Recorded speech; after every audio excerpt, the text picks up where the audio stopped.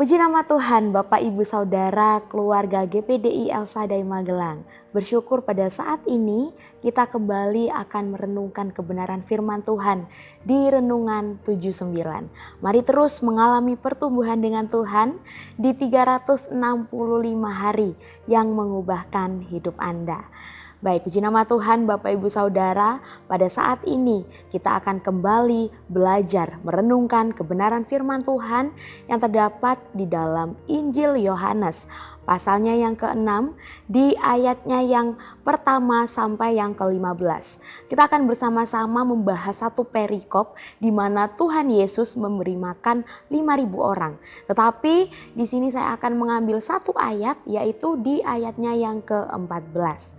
Baik, saya akan membacakannya. Demikianlah firman Tuhan. Ketika orang-orang itu melihat mujizat yang telah diadakannya, mereka berkata, "Dia ini adalah benar-benar nabi yang akan datang ke dalam dunia."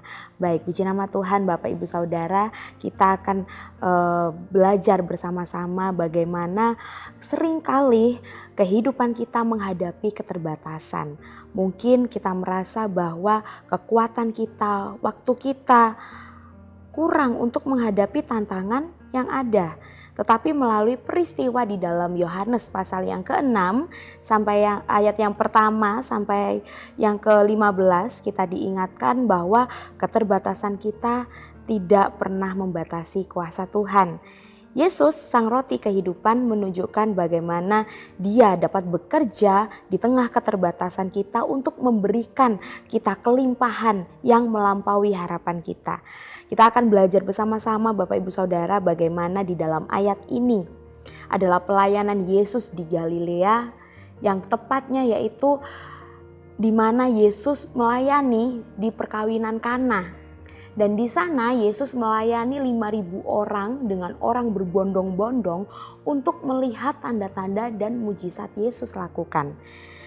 Kalau kita melihat Bapak Ibu Saudara di dalam Yohanes pasal yang ke-6, di ayat yang pertama sampai yang ke-5, di sana kita melihat bahwa Yesus itu melihat dan peduli kepada setiap kita. Di dalam perikop ini kita membaca bahwa Yesus sedang dikelilingi oleh orang banyak yang mengikuti, bagaimana mengikuti Yesus dengan melihat tanda-tanda dan mujizat yang dilakukan Yesus.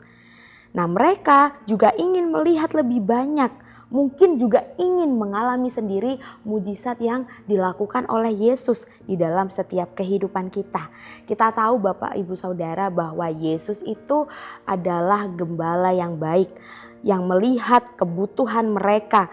Pada saat itu Tuhan tidak hanya melihat kebutuhan rohani mereka, bagaimana mereka haus dan lapar akan kebenaran firman Tuhan. Tetapi di sana Yesus juga melihat bahwa Yesus melihat kebutuhan mereka yang mendasar secara jasmani, yaitu ketika orang-orang itu merasa lapar dan membutuhkan makanan. Yesus adalah Tuhan yang penuh perhatian Bapak Ibu Saudara. Dia peduli tidak hanya terhadap kebutuhan rohani saja, tetapi kebutuhan fisik kita. Dan ini juga menunjukkan bahwa kasih Allah dalam semua aspek kehidupan kita, dari yang terkecil hingga yang terbesar. Dan kita dapat merenungkan bersama-sama, apakah kita sadar bahwa Tuhan mengetahui setiap kebutuhan kita ketika mungkin kita sendirian dalam masa pergumulan yang orang-orang di sekitar kita tidak mengerti apa yang menjadi kebutuhan kita, tidak mengerti apa yang menjadi pergumulan kita. Tetapi selalu ingat bahwa Yesus selalu melihat dan peduli bagi setiap kehidupan kita. Sama seperti Dia melihat kerumunan orang yang lapar, Dia juga melihat setiap kebutuhan kita akhir-akhir ini Bapak Ibu Saudara. Di hari-hari ini bagaimana kita selalu dipanggil untuk kita datang kepadanya, mempercayakan setiap kehidupan kita, aspek kehidupan kita dari terkecil hingga terbesar. Tuhan dapat melihat dan menilik di dalam setiap kehidupan kita. Lalu yang kedua, kalau kita melihat Bapak Ibu Saudara di dalam ayatnya yang ke-6 sampai yang ke-9, di sini bagaimana menjelaskan bahwa keterbatasan manusia dan kuasa Tuhan. Ketika Yesus bertanya kepada Filipus bagaimana mereka dapat memberi makanan untuk memberi makan 5.000 orang, di sana Filipus segera memikirkan keterbatasan dari setiap murid-murid yang ada, bahwa Filipus mengatakan 200 dinar itu tidak cukup untuk memberi makan 5.000 orang. Namun kemudian Andreas, saudara dari Simon Petrus, memperkenalkan seorang anak kecil yang hanya memiliki 5 roti jelai dan 2 ikan. Mungkin bagi setiap kita, orang-orang di dunia ini tidak akan merasa cukup, bahwa 5 roti dan 2 ikan itu tidak akan pernah cukup untuk 5.000 orang. Bahkan untuk seorang diri saja itu mungkin masih akan terus merasa lapar. Namun di dalam ayat ini kita dapat belajar, kita seringkali terjebak di dalam keterbatasan kita sendiri. Kita memandang situasi dari kacamata kita sendiri, kemampuan kita yang terbatas, dan lupa bahwa Tuhan sanggup melakukan setiap perkara-perkara kita, dari perkara yang kecil hingga perkara yang besar. Mungkin sesuatu itu menjadi mustahil bagi kehidupan kita, namun bagi Tuhan tidak ada yang mustahil. Kita seringkali merasa tidak cukup, tidak memiliki cukup, baik itu uang, baik itu waktu, ataupun bakat, atau juga kekuatan yang kita punya. Namun seperti halnya anak kecil yang hanya membawa 5 roti dan 2 ikan. Tuhan dapat memakai apa saja yang kita miliki, sekecil apapun, untuk Tuhan dapat melakukan hal yang besar bagi setiap kehidupan kita. Di sini Bapak Ibu Saudara bergantung, atau kita dapat melihat sesuai dari iman kita. Apakah kita siap menyerahkan keterbatasan kita kepada Tuhan dan percaya bahwa Tuhan dapat mengubah keterbatasan kita menjadi hal yang besar di hadapan Tuhan. Lalu kalau kita melihat Bapak Ibu Saudara di dalam ayatnya yang ke-10 sampai yang ke-13, di sana terdapat yaitu mujizat penyediaan yang melimpah. Setelah Yesus mengambil 5 roti dan 2 ikan, kemudian Yesus mengucap syukur dan membagikan makanan tersebut kepada orang banyak. Dan ajaibnya Bapak Ibu Saudara, ketika semua orang itu makan sampai kenyang, akhirnya masih tersisa 12 bakul atau 12 keranjang penuh. Ini menunjukkan bahwa ketika Tuhan bekerja, Dia tidak hanya mencukupkan, Dia tidak hanya memenuhi, tetapi Dia memberikan dengan berlimpah-limpah. Ketika kita menyerahkan setiap apa yang kita miliki kepada Tuhan, Dia akan melipat gandakan bagi setiap kehidupan kita. Tuhan bukan hanya penyedia Bapak Ibu Saudara, tetapi Dia adalah yang memberi kelimpahan bagi setiap kehidupan kita. Dia memberi lebih apa yang dari kita perlukan dan selalu memberikannya dengan kemurahan hati. Mungkin kita seringkali meminta atau menuntut kepada Tuhan untuk Tuhan selalu mencukupkan setiap apa yang kita butuhkan, setiap apa yang kita perlukan.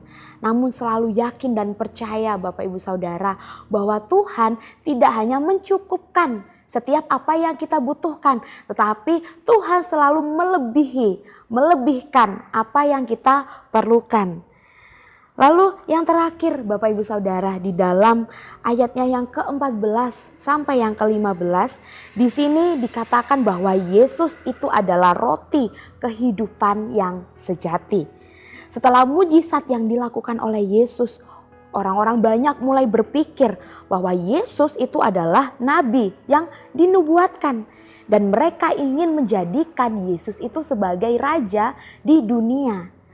Namun Bapak Ibu Saudara, ini adalah berkebalikan dari misi Yesus, bagaimana Yesus datang ke dunia. Dia tidak ingin menjadi raja di dunia ini yang hanya sementara, yang hanya dapat membebaskan waktu itu pada masa penjajahan Romawi dan juga memimpin politik. Namun Yesus ingin menolak keinginan mereka bahwa karena misinya adalah memberikan hidup yang kekal. Bukan hanya membebaskan mereka secara politik, namun Yesus ingin membebaskan setiap kehidupan manusia membawa kepada kerajaan Allah di surga dengan kekekalan, dengan hidup jauh dari dosa. Di sini kita dapat belajar bahwa Yesus tidak hanya datang untuk memberikan makanan secara fisik, makanan secara jasmani, tetapi untuk menjadi roti kehidupan yang memberikan kepuasan sejati dan hidup yang kekal. Dia tidak hanya memenuhi kebutuhan jasmani kita, tetapi yang jauh lebih penting adalah Yesus dapat memenuhi setiap kebutuhan rohani kita. Kita harus bertanya Bapak Ibu Saudara kepada diri kita sendiri. Apakah kita mencari Yesus hanya untuk berkat jasmani saja? Ataukah kita mengenal Dia sebagai roti kehidupan yang memberi kita kepuasan yang sejati di dalam kehidupan kita? Yesus ingin kita datang kepadanya bukan hanya karena kebutuhan fisik, tetapi karena Dia adalah sumber kekekalan bagi setiap kehidupan kita yang sanggup memenuhi setiap kebutuhan rohani kita. Sehingga kita tidak pernah haus, kita tidak pernah lapar akan kebenaran firman Tuhan. Jadi Bapak Ibu Saudara, kalau kita dapat melihat bersama-sama, ada beberapa hal yang dapat kita aplikasikan, yang dapat kita terapkan dalam kehidupan sehari-hari, bagaimana kita dapat meneladani sifat-sifat Allah dalam segala pelayanan yang telah Ia kerjakan di dunia ini. Yang pertama adalah selalu percaya bahwa Tuhan mengetahui setiap kebutuhan kita. Selalu andalkan Tuhan Bapak Ibu Saudara, berdoa, membaca dan melakukan firman Tuhan sehingga Roh Kudus yang dapat mengerti, yang dapat memenuhi, mengajari kita untuk kita dapat mengerti bahwa percaya Tuhan akan mengetahui kebutuhan kita. Lalu yang selanjutnya, berikan apapun yang kita miliki, sekecil apapun Bapak Ibu Saudara. Karena Tuhanlah yang menilik setiap kehidupan kita dari yang terkecil. Dan yang selanjutnya adalah bersyukur di dalam segala hal. Dan yang pastinya terakhir, kita harus melayani orang lain dengan kasih.